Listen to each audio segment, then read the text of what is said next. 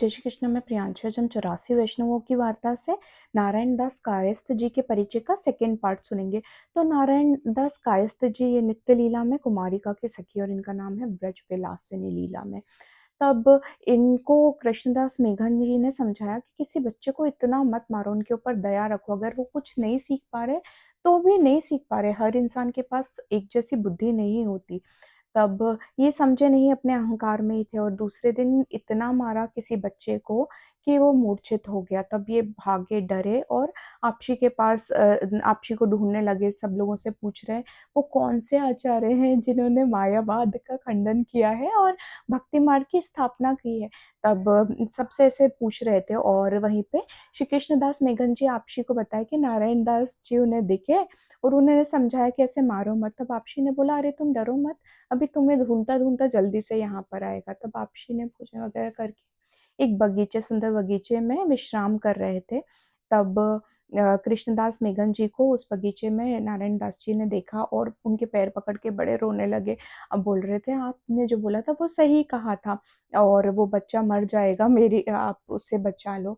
तब कृष्णदास जी ने बोला, मैं कैसे बचाऊं, यहाँ पर आपशी बैठे हैं, तुम उनकी शरण में जाओ, उनसे विनती करो, वो किसी को भी जीवन दान दे सकते हैं। तब ये आपशी के पास जाकर रोने लगे और बोल रहे थे कि उनको, उस बच्चे को बचा लीजिए, नहीं तो मेरे माथे हत्या का दोष भी लग जाएगा।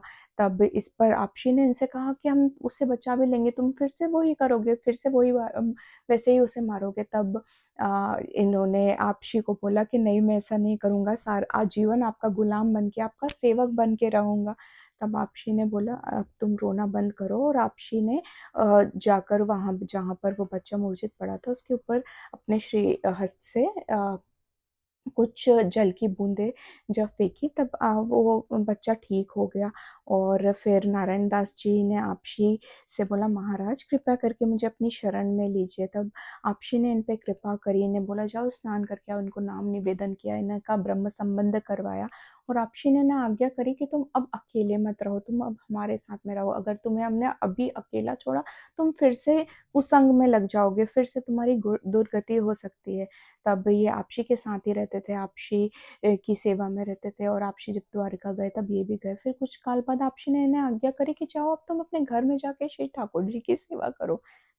तब ये आपशी से दूर रहने में इनका मन व्यतीत हो रहा था और आपशी से बोलते, महाराज मुझे अपने आप से दूर मत कीजिए, हो सकता है मेरी कुछ हानि हो जाए। मेरे माता पिता ने तो मुझे, जुआ खेलता था इसलिए मुझे घर से निकाल दिया था, निष्कासित कर दिया था, वो मुझे नहीं रखेंगे तब, और वो लोग सेवक भी नहीं है, तो मेरी हानि हो सकती है। तो बापशी ने बोला, अब तुम्हारे ऊपर कोई संकट नहीं आएगा। जय श्री कृष्ण। श्री वल्लभाधीश की जय।